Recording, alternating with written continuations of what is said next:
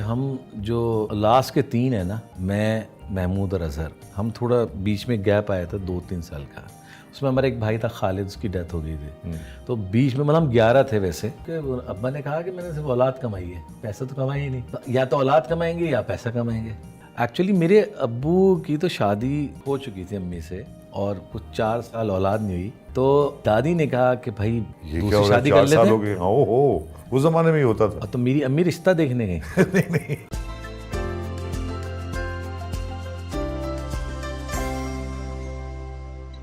10 बच्चे माशाल्लाह। वालदा तो उनको तो टाइम मिला ही नहीं होगा, तुमको याद करती थी, कभी भूल जाती होंगी नाम? नहीं सब याद है। क्या सब याद सबका नाम याद थे? सबको। तुम्हें किस तरह, मैं जानूं कि 9वां बच्चा कैसे पला, किस तरह से, मतलब ऐसे पला नजर आया आपके सामने बैठा हुआ है, सही पला है। क्योंकि अक्सर मेरी जो बड़ी बाजी है ना, उससे में महमूद जो मुझसे बड़े हैं, देखो कॉमेडी करते हैं। अपने मेरा यार है बहुत, मेरा यार है, रोज मुझे फोन, तू ना कर वो करता है मुझे फोन। हाँ देख तुझे मैंने पाला है, कहते हैं इस तरह पालते हैं बच्चे। मतलब ये हाल किया मेरा आपने। तो वो स्वीट हार्ट, वो अलग, वो एक अलग दुनिया का मखलूक, वो कमाल आदमी है। और कमाल 9 ब्रदर्स एंड सिस्टर्स यार, उसके बीच में अपने आप को मनवा नहीं, आपके मिला के 10 है ना, आपकी बात कर रहा हूँ मैं। तो 9 बहन भाइयों से कंटेंट करना, उसमें अपने आप मकाम बनाना, अब्बा के सामने, अम्मा के सामने। तो आपके साथ कैसी ट्रीटमेंट थी माँ बाप की? पहले वालिद की बताओ कि हाउ डिड वालिद ट्रीट यू?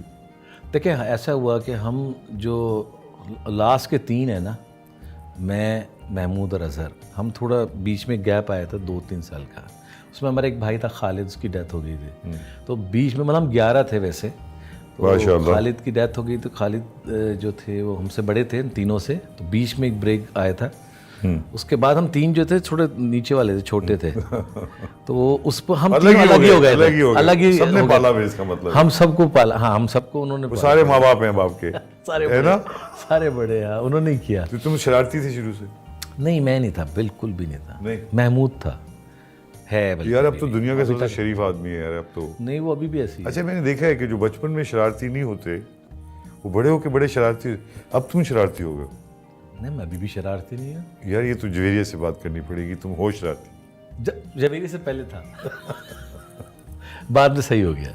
तो तुम सारे बहन भाई बहुत ही करीबी बॉन्ड है तुम लोग? अल्हम्दुलिल्लाह सब। कोई लड़ाई नहीं, कभी फड्डा ही नहीं हुआ? ऐसा भी कोई जायदाद पे फड्डा नहीं हुआ? वो बनाई नहीं ना अब्बा ने, तो बताया था मैंने आपको कि अब्बा ने कहा कि मैंने सिर्फ औलाद कमाई है, पैसा तो कमाई ही नहीं, तो या तो औलाद कमाएंगे या पैसा कमाएंगे। लेकिन यार 10 बच्चों को माशाल्लाह पला बड़ा के जवान करना, ये करना कोई आसान काम है? वो उनका इससे बड़ी क्या मोहब्बत का इज़हार है। और आज बहुत से जो मेरी सिस्टर वगैरह हैं, वो यही कहती हैं कि आज हम यहाँ पे जो अच्छी ज़िंदगी गुजारा अब्बू की वजह से ही है। उनका डिसीजन अच्छा था कि हाँ, मतलब एक बड़ा उस जमाने में तो निकलना। और ये आपस में आपके वालिदैन की एक दूसरे से कैसी रिलेशनशिप? बहुत अच्छी, हंसी मजाक, कॉमेडी, गपशप। अब्बू बहुत मजाक करते थे। प्यार की शादी थी, अरेंज शादी थी अम्मा की? नहीं, एक्चुअली मेरे अब्बू की तो शादी हो चुकी थी अम्मी से, और कुछ 4 साल औलाद नहीं हुई। ओके। तो मेरी दादी ने कहा कि भाई कुछ दूसरी शादी कर लेते हैं। ओहो, उस जमाने में ही होता था। तो मेरी अम्मी रिश्ता देखने गई।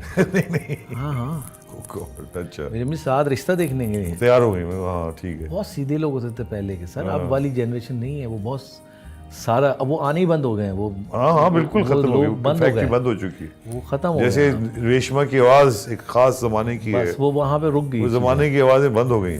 तो वही था कि वो अम्मी गई थी, फिर दादा जो थे हमारे, वो तरह से उन्होंने कहा ये क्या हुआ, ये क्या हो रहा है। फिर उन्होंने कहा कोई नहीं, इंशाल्लाह अल्लाह है ना, हो जाएगा। अच्छा, वो भी वली टाइप के कोई इंसान थे? ये दादा? हाँ,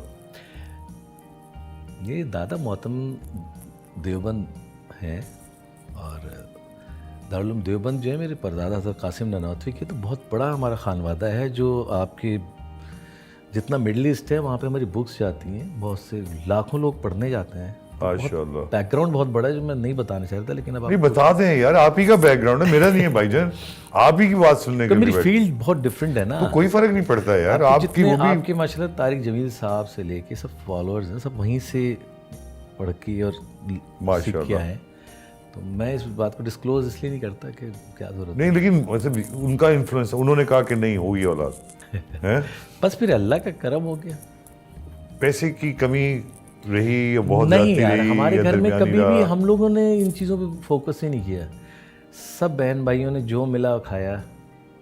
अच्छा वो अक्सर मुझे भी याद है कि वो कहते थे भाई अब आज नहारी खाते हैं, तो हम कहते अच्छा नहारी खाएंगे। तो हमारे घर में इतना बड़ा तशला होता था, तो सब इस तरह बैठते थे, उस तशले में सब खाते थे।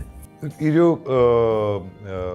वालदा हैं आपकी, इनको अगर आप डिस्क्राइब करें इनकी ज़िंदगी को, क्योंकि बाकायदा ज़िंदगी पूरी गुजार के अब तो आप एक किताब लिख सकते हैं अपनी वालदा पे। बिल्कुल। तो कैसे देखते हैं उनकी स्ट्रगल को, किस किस्म की ज़िंदगी देखते हैं उनकी, क्या उनको आप देखते हैं किस तरह से? बड़ी सादा तबीयत, मासूम, खामोश। अम्मी अगर लेटी है ना, तो अम्मी अगर लेटी हैं तो उनके पैरों पे सर रखते थे बस पहले। हाँ, वो सर रख के टांगे दबाते रहते थे, बातें करते रहते थे। अच्छा वो सारे भाई ऐसे थे, बस हाँ उस तरह उनकी टांग पे सर रखी इधर और बस बैठे रहे, दबा रहे, लेटे रहे। चलो वो किस्सा तो पूरा करो कि वालदा ने तो कहा कि ओके है तुम करो, हाँ। लेकिन अब्बा वालिद साहब ठंडी सांस आई हुई क्यों? नहीं, उन्होंने कोई ऐसी बात नहीं। उनको कैसे उनको पता चला तो उन्होंने क्या कहा? उन्होंने कोई ऐसा एक्सप्रेशन नहीं दिए, कोई ऐसी बात नहीं की। हाँ भी नहीं की? नहीं, समझाते रहते थे बिठा के। मैं जाता था अमेरिका उनके पास, तो डिस्कस नहीं करते थे फिल्म्स वगैरह चीज़ों को, वो दूसरी बातें करते थे। अच्छा, वो थोड़ा अवॉइड करते थे, वो दूसरी चीज़ों पे तुम्हारे आते थे। प्यार करते थे तुमसे भी बहुत सबसे बहुत ज़्यादा लाड था। सबसे छोटे अजहर से ज़्यादा था, और महमूद से तो सबसे ज़्यादा वो था आँख का तारा। अच्छा, अम्मी और अब्बा की, ओके। क्योंकि वो हंसाता रहता था, वो मजाक वो है ही करता ऐसा था। यार। और जब अब्बा बहुत गुस्से होते थे ना घर में, अगर गुस्से में आ गए, हाँ, खामोश उठ के चले आते थे, तो सिर्फ वाहिद बंदा महमूद था जो अब्बू को मनाता था। और क्या करता था, जाके उनकी नकल उतारता था और बड़ी ज़ोर से हंस पड़ते थे। उन्हीं की नकल में ना उनसे बोलता था चलो भाई खाना खाओ, जो जिस तरह से ना, तो हंस पड़ते थे वो। फिर वो ना आ जाते थे, तो हम लोग भी फिर जान में जान देती आ गए, वरना किसी की हिम्मत नहीं थी कोई उनसे बात करे। कितना अरसा हो गया वालिद की वफात को?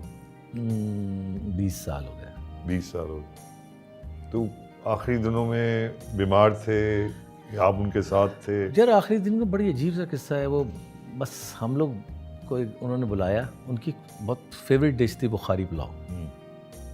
मेरी बड़ी बहन बनाती थी बहुत अच्छी, इसमें गाजर टमाटर और ये सब डाल, बड़ी स्पेशल डिश है। आज बुखारी पुलाव पकाने का खाने का दिल कर रहा है, वही पकाओ।